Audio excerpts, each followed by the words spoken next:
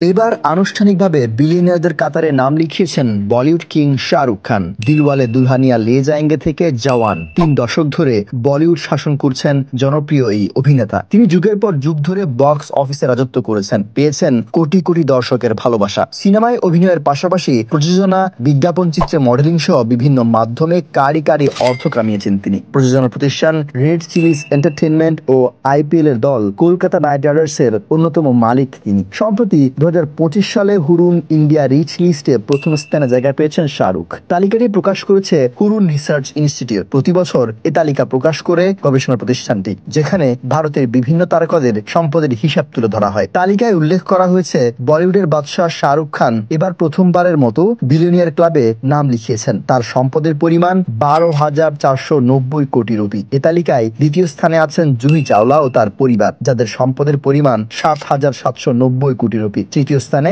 ঋত্বিক রোশন, যার সম্পদ ২,১৬০ কোটি রুপি। চতুর্থ ও পঞ্চম স্থানে আছেন করণ জোহর ও অমিতাভ বচ্চন।